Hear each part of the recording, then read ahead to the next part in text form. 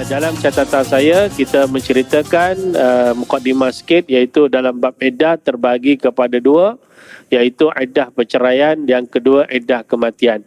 Ya, bila suami isteri menikah pula, suaminya meninggal lah khususnya. Ya, kalau lelaki tidak ada iddah, ya jelas. Cuma kalau dia kematian suami, kematian isteri, dia diharuskan saja untuk dia berkabung. Alhamdulillah nahmaduhu wa nasta'inuhu wa nastaghfiruh wa na'udzu billahi min syururi anfusina min sayyiati a'malina may yahdihillahu fala mudilla lahu man yudlil fala hadiya lahu. Asyhadu an la ilaha illallah wa asyhadu anna Muhammadan abduhu wa rasuluh. Allahumma salli ala sayyidina wa habibina wa syafi'ina wa zukhrina wa maulana Muhammad sallallahu alaihi wasallam. قال الله تعالى في كتابه العزيز أعوذ بالله من الشيطان الرجيم إن عدة الشهور عند الله 12 شهرا في كتاب الله يوم خلق السماوات والأرض منها 4 حرم ذلك الدين القيم فلا تظلموا فيهن أنفسكم وقاتلوا المشركين كافة كما يقاتلونكم كافة واعلموا أن الله مع المتقين. Sesungguhnya bilangan bulan di sisi hukum Allah ialah 12 bulan yang telah ditetapkan dalam kitab Allah semasa ia menciptakan langit dan bumi. Di antaranya 4 bulan yang dihormati. Ketetapan yang demikian itu ialah agama yang betul lurus. Maka janganlah kamu menganiaya diri kamu dalam bulan-bulan yang dihormati dengan melanggar larangannya, dan perangilah kaum kafir musyrik seluruhnya sebagaimana mereka memerangi kamu seluruhnya. Dan ketahuilah sesungguhnya Allah beserta orang-orang yang bertakwa. Surah At-Taubah ayat 36. Waqala Rasulullah sallallahu alaihi wasallam, inna zamana qad istadara ka hayatihi yawma khalqis samawati wal ard. As-sanatu 12 syahra minha 4 haram, salasun mutawaliyat, Zulqa'dah wa Zulhijjah wal Muharram wa Rajab Mudhar alladhi baina Jamadi wa Sya'ban. Sesungguhnya zaman itu berputar semenjak mula-mula Allah menciptakan langit dan bumi. 1 tahun mengandungi 12 bulan. Daripadanya 4 bulan haram, 3 daripada 4 bulan itu berturut-turut, iaitu Zulqa'dah, Zulhijjah dan Muharram. Dan 1 bulan berasingan, iaitu Rajab di antara Jamadi dan Sya'ban. Sadaqallahu wa rasuluh.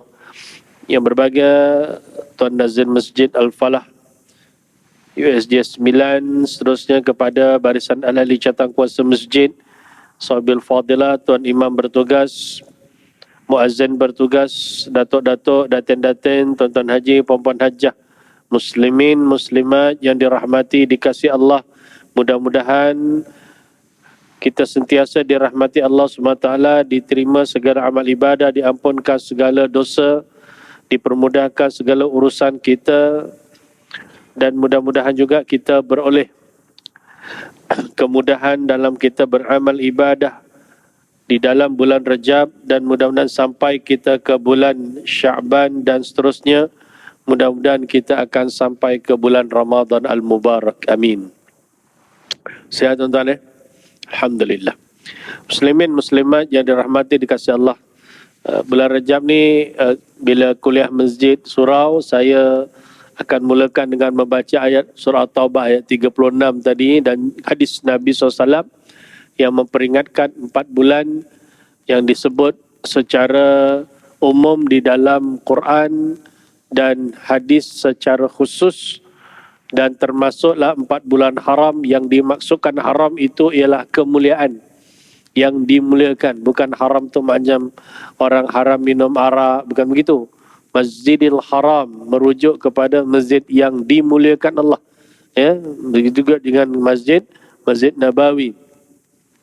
Jadi bila masuk bulan Rajab adalah di antara 4 bulan haram yang dimuliakan Allah. Sebab itu ia memperingatkan kepada kita untuk kita lebih bersedia untuk kita beramal ibadah dan meningkatkan di bulan Sya'ban nanti supaya bila sampai ke Ramadan yang kita tunggu lebih kurang hampir 11 bulan yang lalu, hampir kepada kita bulan ini, jadi kita jangan memsia-siakan, ya, sebab boleh jadi ada di antara kita yang sampai hari ini dengan harapan untuk sampai ke Ramadan tetapi dijemput oleh Allah Subhanahu Wa Taala. Ini selalu saya ingatkan diri saya dan tuan-tuan, termasuklah orang kampung saya pun hari ini ada yang dijemput Allah Taala, ya kan? Jadi kita terus berdoa dengan Allah, ma barik lana fi Rajab wa Sya'ban wa ballighna Ramadan, insyaallah. Jadi kalau segi amalan, kalau dibaca-baca tidak ada amalan khusus tetapi kita melazimi amalan ibadah yang biasa kita buat, solat fardu, solat sunat, puasa, baca Quran, hadir majlis ilmu dan sebagainya.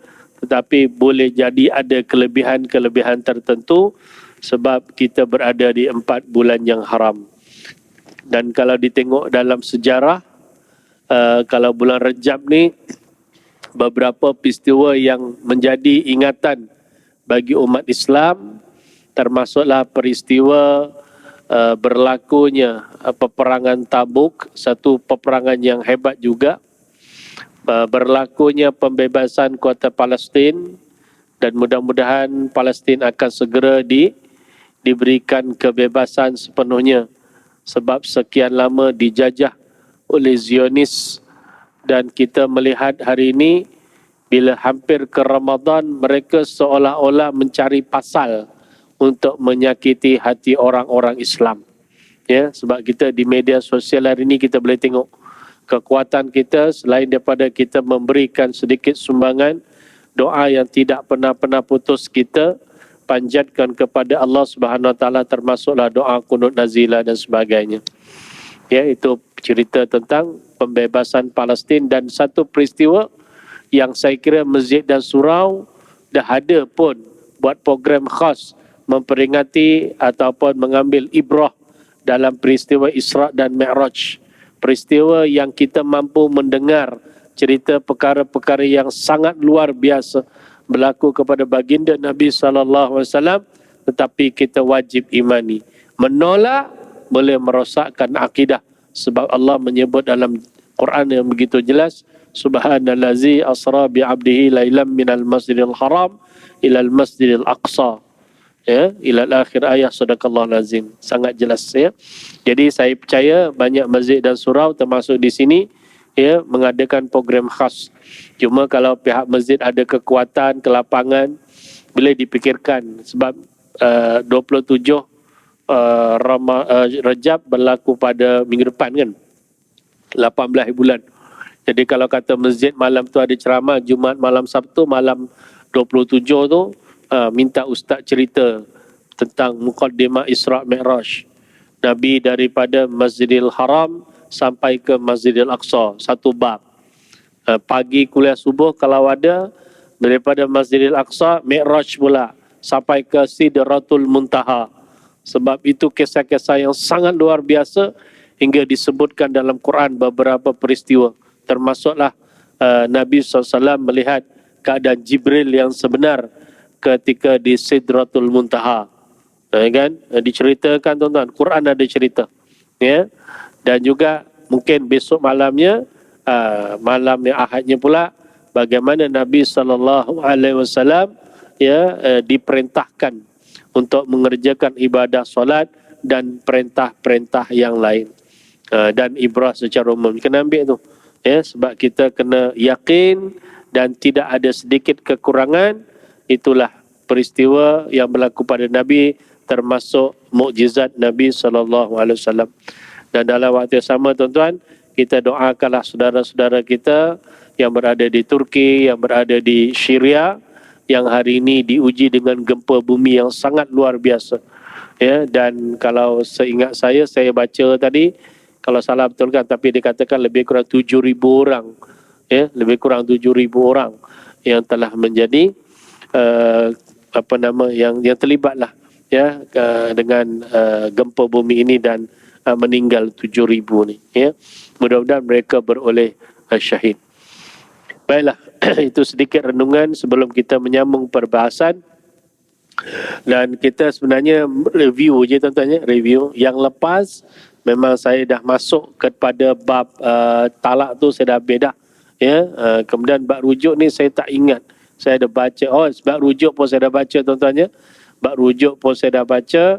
Kemudian masuk bab iddah sikit, ya. Ini pun sepintas lalu je tuan-tuan, tak adalah kita nak detail sangat, tetapi itu adalah cerita bab iddah. Yang lepas kita habis dah, ya. Ini malam ni bab iddah tengok sikit-sikit, menjadi peringatan kepada kita supaya kita ni, orang kata bukanlah kita mengaji kita nak amal, tidak, tapi kita tahu hukum, ya. Kita tahu hukum, ya. Baik. Ya, dalam catatan saya kita menceritakan mukadimah sikit, iaitu dalam bab iddah terbagi kepada dua, iaitu iddah perceraian, yang kedua iddah kematian. Ya, bila suami isteri menikah pula, suaminya meninggal lah khususnya.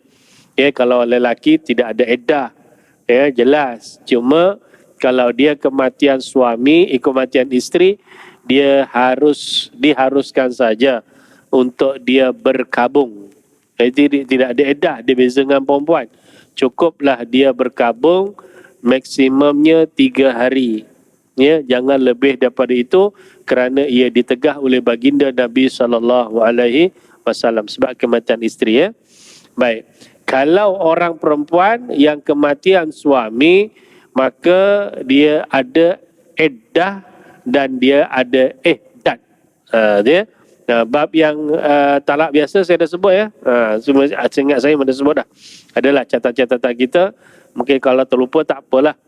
Ya, cuma asasnya bila perempuan bercerai, dia ada beberapa keadaan. Adakah dia diceraikan ketika mana dia itu belum disetubuhi, atau suci yang telah disetubuhi, ataupun ketika mana perempuan itu sudah tidak ada haid lagi. Itu 3 keadaan. Ataupun menopause lah. Ataupun bukan menopause, memang dia tak ada period. Ada perempuan yang tidak ada period walaupun dia jarang sangat, ya. Iaitu 3 keadaan yang biasa akan berlaku kepada wanita, ya. Itu yang saya sebutkan tadi, ya. 1, diceraikan ketika mana dia belum disetubuhi. Yang kita sebut janda berias kan. Dia terus free, tuan-tuan, ya. Terus free. Free itu maknanya segala-galanya free terus. Maknanya bila berlaku cerai saja, dicerai talak 1, sedangkan dia tidak disetubuhi, dia terus haram kepada suami, kena tutup aurat, dan dia bebas nak ke mana-mana. Nak keluyuran, Jawa kata, ngalor ngetul, ngulon wetan, mapur rono rene, terbang sana sini, tak ada masalah. Dia terus free. Dia tak ada istilah minta izin dengan suami, tak ada. Ya, tak ada. Ya, dia terus free. Bahkan kalau dia nak berkahwin terus dengan mana-mana lelaki yang dia suka, dibolehkan. Ya, cuma undang-undang, kalau dalam tempoh iddah kebiasaan 3 kali suci atau 3 bulan, dia nak nikah boleh, tapi kena dapat kebenaran daripada mahkamah. Itu saya beritahu, ya. Nah, yang ini saya dah cerita banyak, beberapa contoh kes yang kita dah jumpa dah. Ya, maknanya kata dia bercerai hari, katalah contoh hari Sabtu dia bergaduh, ya, baru nikah hari Jumaat, hari Sabtu bergaduh, hari Ahad diceraikan. Ya, Ahad diceraikan, sedangkan belum setubuh. Kemudian duduklah kat bus stand, stres, menangis. Nampak pula bekas power. Sembang-sembang tahu cerita. Macam inilah, jangan sedih sangat. Kau kahwin dengan aku je lah. Boleh, tak ada masalah terus. Terus saja pergi mahkamah, pergi borang, nanti pergilah mahkamah, cerita depan hakim, hakim boleh luluskan. Ya, maknanya Isnin pun dia dah boleh kahwin dah. Tak ada masalah. Ya, itu keadaan dia bagi janda berhias. Maksud janda berhias ni bukan maksudnya dia anak dara je, bukan, ya. Kalau kata seorang lelaki berkahwin dengan seorang perempuan yang statusnya balu ke janda ke, samalah, ya. Kemudian dia bernikah belum disetubuhi pun, dia kahwin dengan janda, Contohnya, kemudian nikah, bergaduh, tak apa kena diceraikan. Sama je.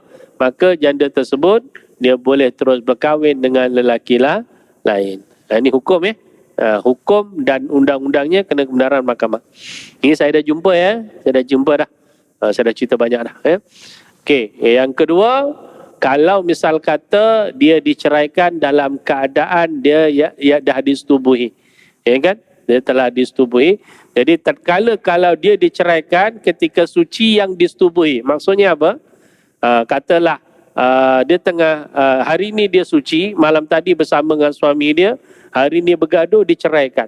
Hukumnya haram berdosa tapi sabit cerainya. Sebab dia suci yang disetubuhi.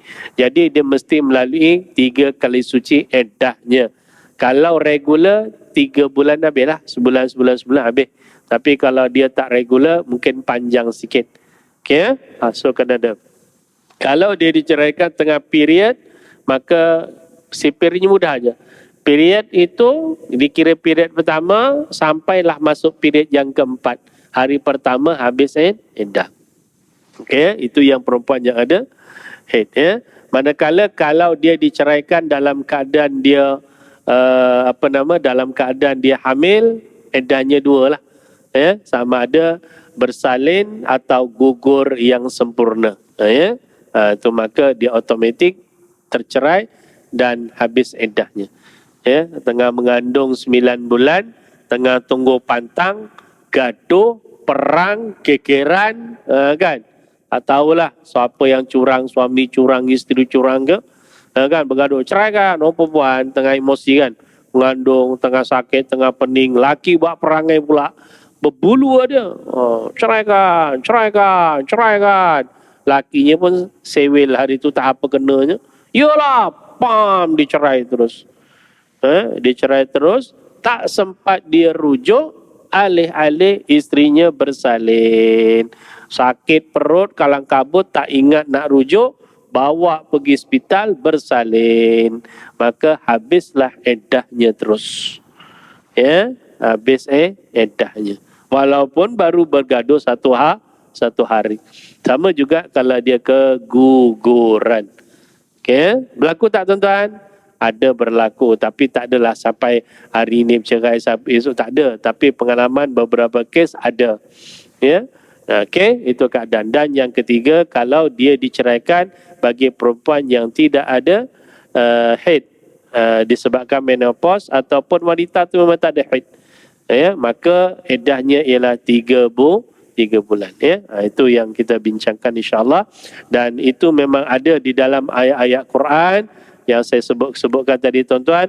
Kalau yang bersalin dan surah At-Talaq ayat 4, wa ulatul ahmali ajaluhunna ayyadhna hamlahun, dan perempuan-perempuan yang mengandung tempoh iddah mereka ialah hingga mereka melahirkan anak yang dikandungnya. Okey, baik. Kemudian yang 3 kali suci tadi itu dan surah Al-Baqarah 228, yang ada handphone pun boleh tengok, yang pegang Quran pun kebetulan ada boleh tengok. Dalam surah Al-Baqarah 228, wal mutallaqatu yatarabasna bi anfusihinna salatsata quru. Ya, dan isteri-isteri yang diceraikan itu hendaklah menunggu dengan menahan diri mereka daripada berkahwin selama 3 kali suci daripada haid. Ya. Dan yang saya sebutkan tadi, jika masih kecil atau perempuan yang tidak ada haid, dalam surah At-Talaq ayat 4, wallai ya'isna minal mahidi min nisaikum inirtabatum fa'iddatuhunna thalathatu ashhurin wallai lam yahid. Ya, dan perempuan-perempuan daripada kalangan kamu yang putus asa daripada tentang haid, jika kamu menaruh syak tentang tempoh iddah mereka, maka iddah mereka ialah 3 bulan. Dan demikian juga iddah perempuan yang tidak ada haid. Ini hukum ni sangat jelas. Ya, sangat jelas. Ya. Dan perempuan yang belum disetubuhi, surah Al-Ahzab ayat 49, ya ayyuhalladzina amanu idza nakahtumul mu'minat summa talaqtumuhunna min qabli an tamassuhun fama lakum alaihinna min iddatin ta'taddunaha. Wahai orang-orang beriman, apabila kamu berkahwin dengan perempuan yang beriman kemudian kamu ceraikan mereka sebelum kamu menyentuh, yang ini bersetubuh dengan mereka, maka tiadalah kamu berhak terhadap mereka mengenai sebarang iddah yang kamu boleh hitungkan masanya. Okey, ini semua ada ayat-ayat dalam Quran, ya. Baik, okey. Seterusnya tuan-tuan, saya nak sambung, ya. Iaitu yang iddah ni kita dah ringkaskan, dan seterusnya iddah kematian, ya. Iddah kematian ni asasnya tuan-tuan, saya dah sebutkan tadi, ya, maka dua keadaan dia, ya. Yang pertama, kalau misal kata dia mati biasa, suaminya mati biasa, dalam keadaan dia tidak mengandung, so iddahnya 4 bulan 10 hari. Iddahnya 4 bulan 10 hari, dan dia kena berkabung. Ihdad namanya, tu saya ingatkan sangat. Ya, kena tahu. Yang penting dalam tempoh perkabungan itulah yang kena ambil kira. Jangan keluyuran aja tuan-tuan. Ini ada perbahasan yang lepas saya cerita dah banyak lah. Ya, cuma ingatkan balik dalam tempoh tersebut jangan nak keluyuran. Ya, perhiasan-perhiasan tak boleh pakai. Kena tanggalkan, wangian pun tak boleh, kecuali badannya memang kalau tak pakai bedak memang adalah bau apa tak tahulah, tapi memang dia sendiri pun stres, kan, MBPO pun tak jalan, maka dia memakai sekadar untuk menghilangkan bau, boleh. Perhiasan kena tanggalkan, ya, perhiasan-perhiasan, apatah lagi yang melampau-lampau tak boleh pakai dah, dan hendaklah berpakaian biasa sahaja. Dan dalam tempoh itu tidak dibenarkan bermusafir. Yang ini saya dah bincangkan dah yang lepas. Saya bincang dah. Okey, dan kalau dia mengandung hingga dia bersalin. Itu beza dia. Ya, baik. Okey, jadi seterusnya tuan-tuan, kita sambung tuan-tuan. Malam ni insya-Allah kita ringkaskan iaitu dalam bab nafkah, ya, dalam bab nafkah, ya. Kalau tak faham tanya Baidah tu, ya, jangan diam aja. Tapi yang saya ingatkan, saya ingat ada jamaah itu ada tanya, kalau isteri yang bekerja macam mana? Ya kan? Kalau dia meninggal suaminya, sebaik-baiknya dia tak boleh keluar rumah, kena duduk rumah. Rumah yang mana? Rumah yang dia duduk bersama dengan suaminya. Okey? Boleh tak dia keluar? Boleh. Dengan tujuan perubatan, boleh. Apa lagi tuan-tuan? Kemudian kalau dia terpaksa bekerja, terpaksa dia bekerja. Sebab kalau tak bekerja, dia terjejaslah pendapatan. Contoh dia berniaga, boleh. Tetapi kalau dia ada lebihan harta, termasuk orang yang kaya, contohnya orang kaya, meninggal suaminya pun siap-siap dia tinggalkan harta yang banyak. Contoh, ya, ialah harta yang banyak. Contohlah kalau katalah suaminya meninggal, tinggalkan harta 1 juta. Contoh. Kena pula dia tak ada anak. Dah terang-terang dia dapat 1/4, 250,000. Kan? So tak ada masalah lah kalau bagi tahu bos, saya minta izin saya nak cuti 4 bulan 10 hari tanpa gaji sebab suami meninggal. Bos kalau boleh bagilah. Ya, so tak ada gaji tak apa bos, sebab saya ada peninggalan harta arwah suami 250,000. Ya, cukup sangatlah tu 250,000 tuan-tuan, ya. Makan apalah sampai puluh-puluh ribu. Habis tak tahulah kalau order hari-hari lobster. Kan? Lobster contohlah. Memang mahal lah. Tapi lah sekarang ni nak makan apa pun mahal, kan? Telur pun mahal. Dulu pernah ada cerita tanam durian dekat Malaysia, jual harga Yahudi. Oh, marah betul dia tu. Padahal orang Yahudi tak makan tak tidak durian tu. Kan? Mahal katanya. Ya. Lah ni jangan kata durian mahal, telur pun mahal. Lama-lama besok mahal telur tu, sebab pernah mencecah sebiji saya pernah beli tu, saya kira 10 biji harganya sebiji tu jatuh dekat 70 sen ke 80 sen. Mahal betul tu. Telur masin jangan cerita. Sebiji RM1.50 sekarang tuan-tuan, Sebiji RM1.50, jangan main. Kalau tuan-tuan makan dekat luar, ambil telur separuh, jangan terkejut telur masin tu. Bila kira-kira separuh tu kena RM2. Jangan terkejut tuan-tuan, separuh tu. Macam mana? So lama-lama marah. Ternak telur dekat Malaysia, harga Dajjal punya harga. Lagi marah tu. Dajjal pun dia babik-babikkan tu. Ya, macam mana? Ya kan, akhir zaman begitulah. Tinggal lagi kita bijaklah, ya, menguruskan dari segi keuangan. Ya, yang perlu silakan. Kehendak jangan diturutkan sangat. Ya, perlu silakan. Kehendak jangan diturutkan sangat. Ya, kecuali orang yang duit banyak sangat, saya tak tahulah nak cakap kok dia lantak dia lah. Ya kan, sebab hari ni orang buat TikTok ni pelik-pelik. Menyampah kadang-kadang tengok tuan-tuan. Kadang-kadang menyampah. Lepas nak dapat rate tinggi tu, dia tunjuklah, dia keluar karung dia kan, duit berkepuk-kepuk, keluar tunjuk. Ya kan, pasal bukan apa, dia nak tunjuk rate tinggi je TikTok dia tu. Sebab dengan TikTok tu dapat duit katanya. Saya bukan pandai sangat. Sekarang tengok macam tu je. Ya, tu nak beri keadaan dia. So sebolehnya, demikianlah. Tapi kalau dia kata, tak apalah saya kena bekerja sebab ni soal pendapatan, it's okay, tak ada masalah. Tapi lepas kerja, jangan nak keluyuran. Tahu keluyuran? Lepas balik kerja, balik-baliklah kan. Duduk USJ 9, kerja mungkin kat Shah Alam contoh. Pergi kerja, balik. Ini balik kerja kat Shah Alam, merayap, pergi Aeon sana, pergi Aeon sini, merayap pergi KL. Tak apa dibuat, baru balik malam. Itu ditegah di dalam agama. Tak boleh. Ya, takut nanti jadi berdosa. Pergi baliklah. Ya, tapi Islam membenarkan kalau kat rumah agak-agak boring, stres, boleh je keluar rumah, ke depan, ke kiri, ke kanan. Kalau duduk taman, pusing sikit supaya hilang stres, dibenarkan. Itu tidak menjadi kesalahan. Ya. Kalau duduk rumah je tuan-tuan, kerana zaman kita PKP, stres kita tuan-tuan. Gitu. Baik. Okey, saya masuk bab nafkah tuan-tuan. Baik, secara ringkasnya tuan-tuan, nafkah ni maksudnya apa? Ialah semua perkara yang diperlukan oleh manusia seperti makanan, minuman, pakaian dan tempat tinggal.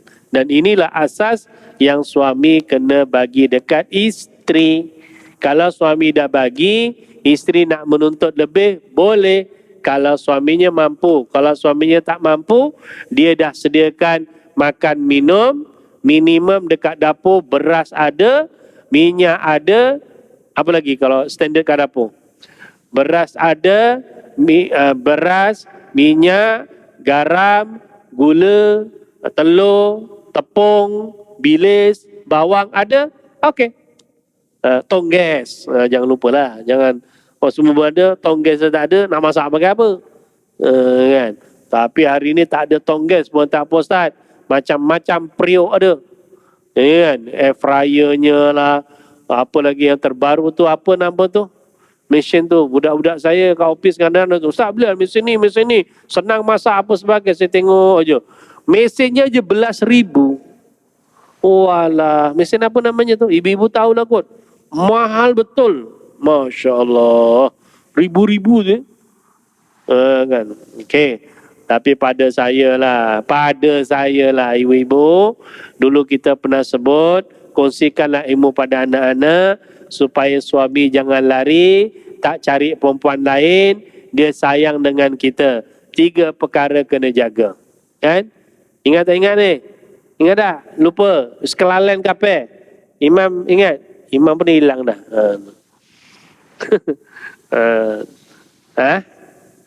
Imam pun dah hilang dah. Tak nampak aku imam sana. Okeylah, imam ada tugas lah kot. 3, Bu ya. Pertama, jagalah makan minum suami. Indahnya berumah tangga. Sebab tu untung kalau dapat suami yang dia tak reti makan kat luar. Kan? Dia suka, memang senang kata daripada dia kecil, remaja, bujang, hidup dengan mak dia, memang dia retinya hanya makan kat rumah. Maknanya maknya masak, itulah dia makan. Dan gitu. Ni cerita kes ni, saya tak tahulah saya ada cerita dengan tuan-tuan ke tidak. Kan? Babik-babik isu rumah tangga sampai bininya kata apa? Saya kat rumah suruh masak lah, itulah inilah. Hari-hari masak. Kan? Saya kata, memang masak hari-hari? Ya. Sebab suami saya kata dia tak pandai makan kat luar. Saya tanya, iya ke? Iya. Begitu, iya. Sebab tu kalau dia nak makan kuat, bukan dia tak makan, tapi dia tak biasa tu. Dia tak biasa. Bukan kedekut, tak. Dia memang tak biasa. Kan? Lepas tu dia cerita, memang saya, Ustaz dia kata, kalau Ustaz tak percaya, Ustaz tanyalah adik-beradik saya, tanya dengan mak saya. Memang saya tak biasa. Dulu kalau saya bujang, mak saya masak pagi, apa yang mak saya masak, itulah saya bawa. Itulah saya makan. Itu je. Walaupun kadang-kadang cuma kalau ada nasi, lebihan malam tadi ada sayur bendir sikit, ada ikan goreng sikit, memang itu je. Saya kata dalam hati saya kata patutnya isteri ni sangat beruntung. Sebab suaminya bukan minta yang pelik-pelik sangat, tak ada pun. Dia biasa-biasa je. Untung macam tuan-tuan kan, jadi biasa kan. Cuma sekali-sekali naklah sedap, makan keli kencur. Tahu? Cameraman tahu keli kencur? Tak tahu? Ialah orang daripada Palestin, mana tahu. Kan? Cekur, kalau Melayu kata cekur. Kalau dia masak lemak pedas tu, terbaik tuan ya. Tak berhenti. Imamnya kat belah kanan sini rupanya. Masya Allah. Saya cari Imam Farah Razi.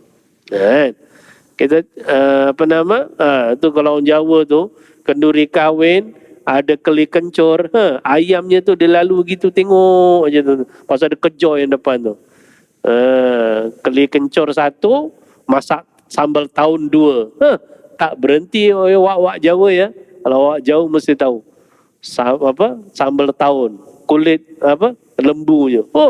Memang terbaik lah. Google sekarang kalau tak percaya. Memang terbaik. Ibu ya? Ke ibu-ibu tak pernah makan bu? Tu dia. Okey, tahu tak apalah. Tapi cerita pasal kenduri kahwin ni tuan-tuan, saya suka selit-selit, ingat-ingatlah.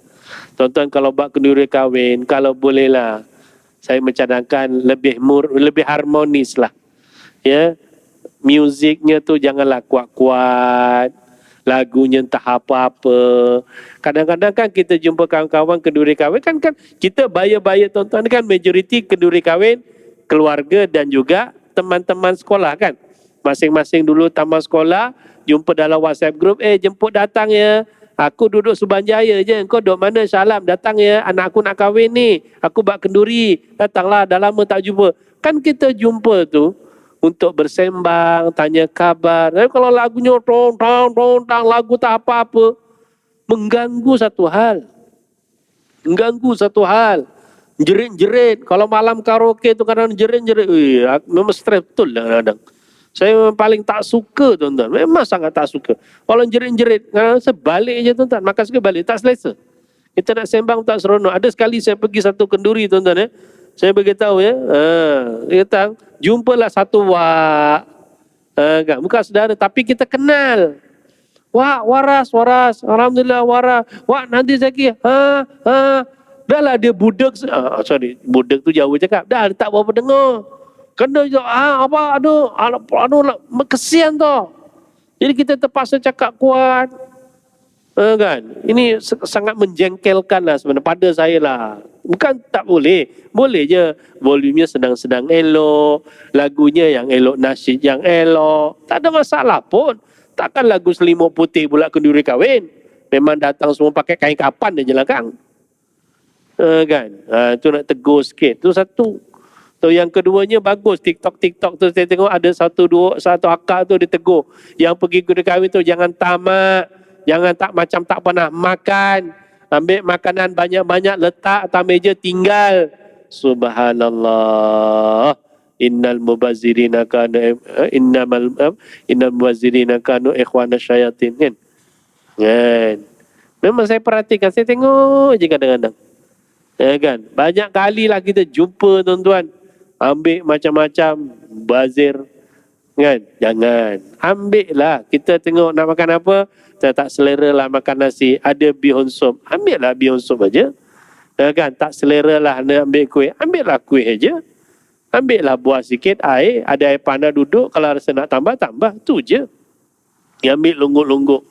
Ya, dalam keadaan suasana makan minum hari ni harganya mahal. Alih-alih membazir macam itu. Sekarang kenduri kahwin, tuan-tuan saya yakin. Yang kendurikan anak, tuan-tuan yakin. Walimah tu bagus. Tapi hari ni kosnya sangat tinggi sebab barangan naik tinggi. Tuan-tuan pernah pergi IDCC Shah Alam tak? Ni, highway, Federal Highway, pergi Kelang, belah kiri tengok IDCC. Tahu kan situ atas tu, atas sekali, level atas tu, Dewan saya ingat 4-5 mau ada Dewan tu kan. Semua biasanya pelbagai event lah kat situ. Tapi salah satu paling glamour memang kenduri kahwin. Tak putus-putus. Saya sempatlah kadang-kadang pergi menikahkan kat situ 2-3 klien termasuk wali raja kan. Saya tengok masuk Dewan ni, saya kata, oh ini kalau tak ada 20,000 ni tak cukup ni. Saya sembang-sembang, betul. Kalau tuan-tuan buat kenduri kat situ dengan set lengkap apa semua caterer tuan-tuan, 20,000 silap gaya tak cukup tuan-tuan. Tak cukup. Tu jemputan berapa ratus saya tak tahulah. Tapi kalau jemputannya sampai 1,000 orang, tak tahulah puluh ribu. Tapi memang realitinya sebab barang mahal kan. Jadi janganlah membazir. Itu teguran dan nasihat secara umum. InsyaAllah. Memperingatkan diri saya dan anak-anak. Kadang-kadang kita kenduri bawa anak-anak. Macam baru kita bawa anak-anak. Budak-budak kita bukan nak makan sangat pun. Mak banyak setiap makanlah. Ambil macam-macam. Ambil kan anak tak nak makan. Ya, dimarah-marah membazir. Tak apa-apa. Anak tu bukan dah sangat. Dia nampak aiskrim terkelip. Tak mahu dia makan nasi dah. Aiskrim dia kejarnya. Silap gaya. Bukan 1 kon, 3 kon dia sapu dengan dia. Budak kan. Jadi janganlah diambilkan tak dimakan. Sebab kita melihat suasana begitu. Ini lain pula ceritanya tuan-tuan malam ni. Tapi itulah berkisar tentang urusan kekeluargaan lah, termasuk dalam bab walimah. Ya, sedangkan walimah itu sunnah. Saya tak baca, review saya tak baca. Tapi kata Nabi, aulim walau bisyah, buatlah kenduri walaupun hanya menyembelih seekor kambing. Jadi buatlah tuan-tuan, itu sunnah. Okay, sedikit selingan Baik tuan-tuan, jadi makan minum dah dibagi. Okey ibu-ibu ya, jaga makan minum, jaga pakaian suami, jaga tempat tidur, insya-Allah suami sayang kita, insya-Allah. Macam kes tadi itu kan, kita terangkanlah. Sepatutnya beruntung dapat suami yang hanya makan air tangan isteri. Jadi macam itu tuan-tuan. Kita dah jumpa dah, bukan kita tak jumpa, kita jumpa. Kan? Sepatutnya bersyukurlah ya. Tapi dengan tidak menafikan sekali-kali nak makan di luar. Tak ada masalah, okey. Kan? Suami ajak makan luar, isteri okey, anak okey. Tak ada masalah. Bawalah periuk pinggan keluar, makan kat garaj kereta. Luar rumah jugalah tu namanya. Kan? Sat lagi masuk viral. Apa punya laki makan luar rumah? Betul lah laki kata luar rumah kan? Memang malam tu gaduh lah tuan-tuan sudahnya. Okey lah, contohlah. Saya pun ada makan juga kat luar dengan anak-anak. Kan? Sesekali anak kata, bah nak makan itu, mama nak makan. Okey. Tapi biasanya kalau saya order, saya tak berapa order sangat. Sebab biasanya anak kan order macam-macam. Kita lah sudahnya jadi MPSJ. Selesaikan semua. Kan? Habis anak-anak order itu, order ini. Kena 1-2 tempat tu nasi goreng. Bapak banyak nasi goreng. Kita lah sudahnya. Anak tu ini, kita pula lebih daripada dia orang. Pinggan kita lagi banyak. Ya? Okey, tak apalah. InsyaAllah. Okey, Bu ya. Makan minum selesai. Pakaian selesai. Tempat tinggal selesai. Yang wajib dah selesai. Nak minta lebih? Boleh. Kalau ada suami, ada kemampuan. Kalau suami tak ada kemampuan, nak minta lebih? Jangan. Ya? Jangan. Sebab orang perempuan minda dia. Yang klien kita banyak jumpa. Bila dia kata suami langsung tak bagi nafkah, dia tak bagi. Saya pandang terus, saya tanya. Tak bagi langsung ke bagi tak cukup? Saya tanya dia. Tak bagi. Saya tanya direct sebab nak betulkan. Dalam sesi jawatankuasa berdamai lagi, kita nak betulkan fakta-fakta, beri sedikit penjelasan. Saya tanya, puan duduk mana sekarang? Duduk rumah. Rumah tu siapa bayar? Suami. Okey. Makan minum ada, suami beli beras apa? Ada. Okey. Pakaian suami ada pergi? Adalah sekali-sekali. Okeylah yang wajib selesai. Habis duit saya, duit apa lagi saya tanya? Duit apa lagi? Duit poket lah kata. Itu ihsan. Kalau suami nak bagi sila, suami tak bagi jangan. Kan? Kalau kita ada hajat lebih, minta tak ada masalah. Bang, saya teringin nak pakai beg tangan, boleh tak? Tak ada masalah kalau suami mampu, beli. Kalau tak mampu, semalam pergi Maiden, dapat beg free, pakailah beg tu. Contoh Bu ya, contohnya marah. Contoh. Dah suaminya tak mampu. Kata macam mana? Nak ikut orang. Payah sangat, pergilah kedai bandel tu, belikan je lah. Macam mana? Kalau suaminya mampu, tak ada masalah. Macam depan saya ni kan, nampak gaya relax je. Kopiah pun yang 10 tahunnya tak terus, yang pakai tu 10 tahunnya kopiah. Relax je. Dalam bank ada 3 juta. Itu tak ada masalah. Mintalah alang-alang kan. Tak ada masalah. Tapi kalau dia datang sendiri naik motor, signal pun mati pun tak hidupkan, lampu mentol pun tak beli, tak mampu, nak minta pelik-pelik. Mana boleh?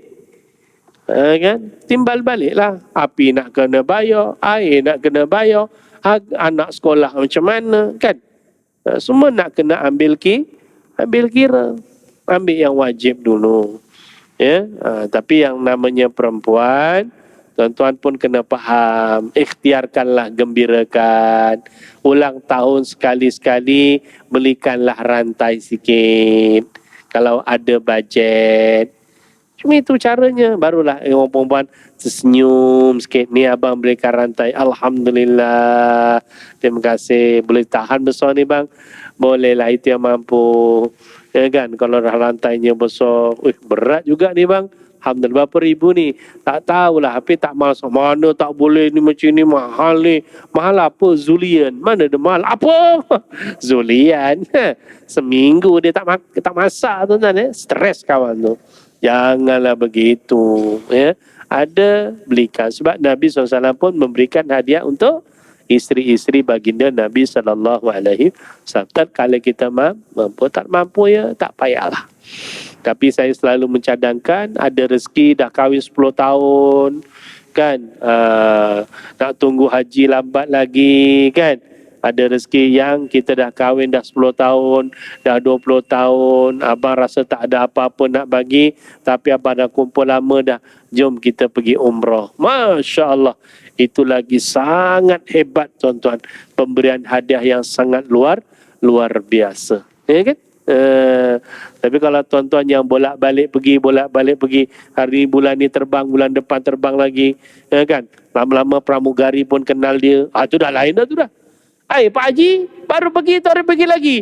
Hobi. Oh jangan. Rindu dengan Nabi. Pergilah. Ni Mak Haji ke? Iya. Oh, kenal Pak Haji ni? Kenal Mak Haji. 3 bulan sudah kebetulan dia. Kan? Masa lepas pun jumpa Pak Haji ni. Selalu jumpalah. Oh gitu. Ya. InsyaAllah. Nak jumpa terus pun bolehlah. Jumpa suami kat pejabat agama, isi borang. Okey juga. Ada faham? Tak faham? Faham surah. Azan dah. Azan kan? Okey, kita bagi laluan azan sikit. Lepas tu saya bacakan jenis-jenis sikit. Lepas tu dah kita tangguh lah insyaAllah. Baik, Alhamdulillah kita dah masuk isyak. Saya ambil sikit je lah tuan-tuan. Baik, secara ringkasnya, nafkah ni terbagi kepada 5 jenis. Yang pertama, nafkah manusia pada dirinya sendiri. Yang kedua, nafkah usul.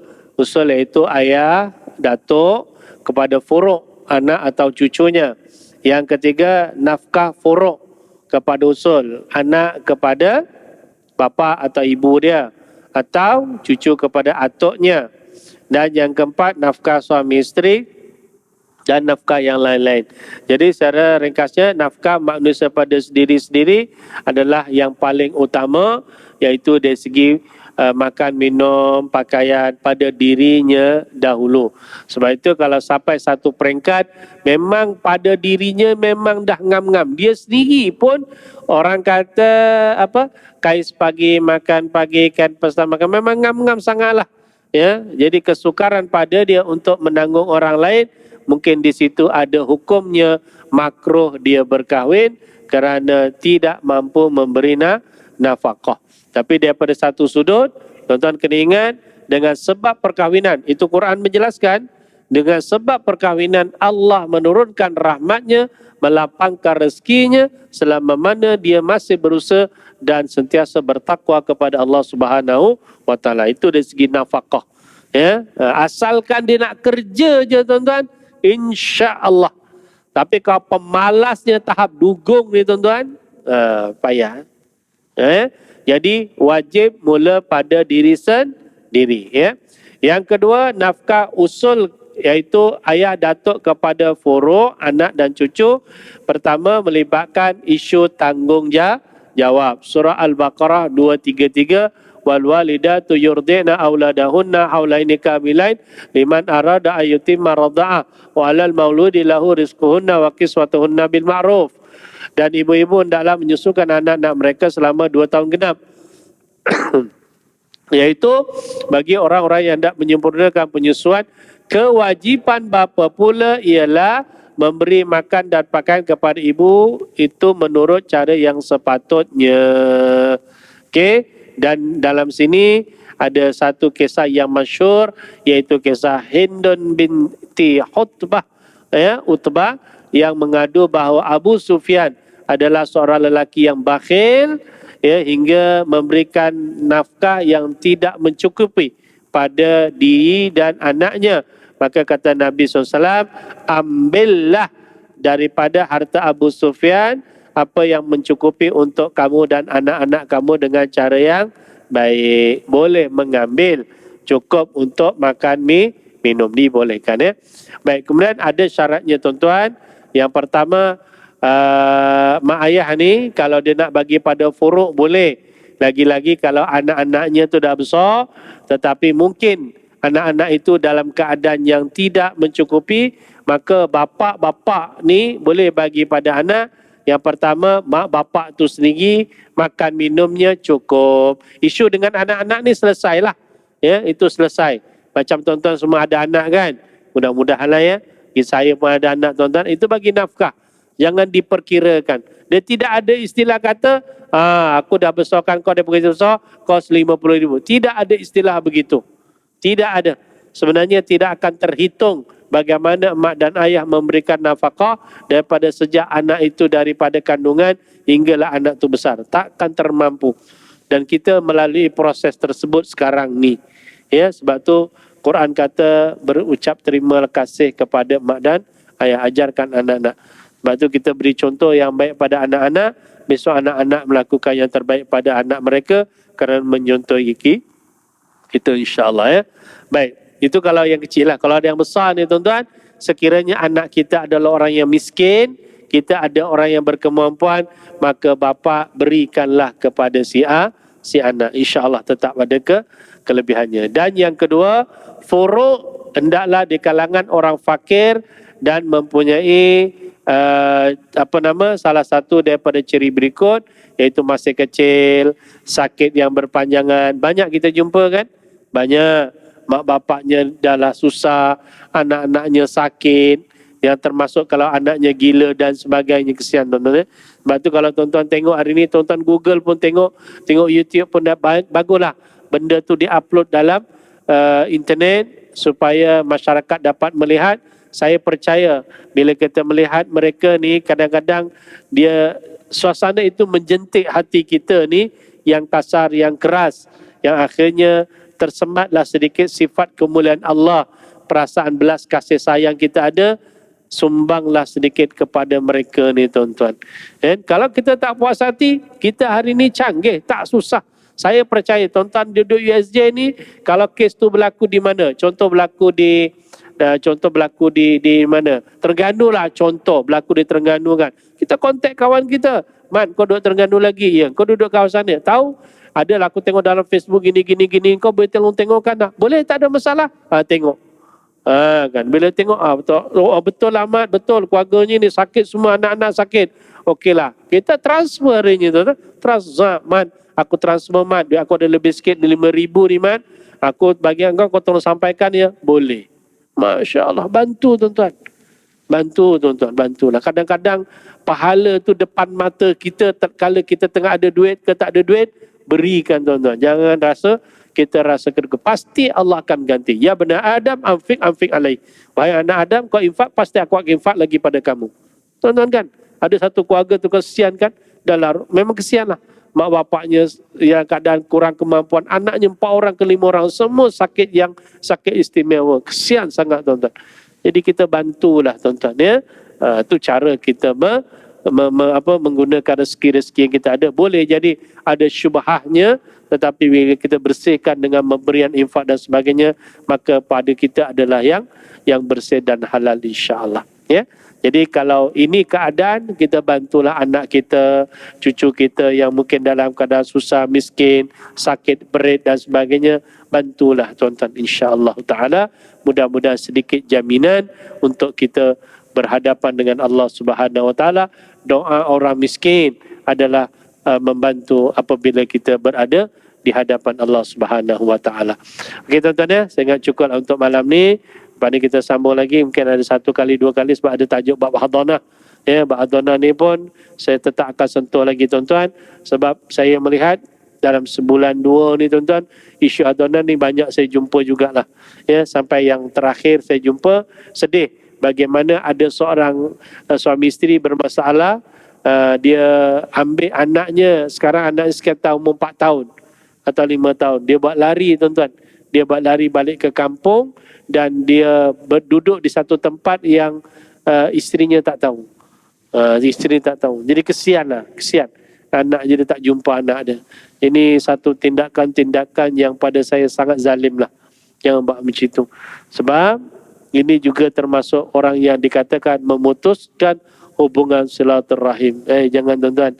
Nabi kata tak masuk syurga orang yang memutuskan hubungan silaturahim tanpa disedari. Kita memutuskan hubungan kita, anak-anak kita dengan isteri kita, anak-anak kita dengan suami kita, maka termasuklah niatnya kalau memutuskan silaturahmi. Amal ibadah banyak mana pun silap gaya tidak mencium bau syurga. Ya. Itu dalam bab akhlak ada dibahaskan juga insya-Allah. Okey tuan-tuan, insya-Allah kita jumpa bulan depan panjang umur. Masuklah ke bulan Sya'ban. Bulan Sya'ban tolak bagi campur, ketika itu mungkin sama ada hampir atau ketika nisfu Sya'ban. Jadi mudah-mudahlah. Terima kasih. Aku qauli hadza astaghfirullahalazim. Mohon maaf salah silap. Assalamualaikum warahmatullahi wabarakatuh.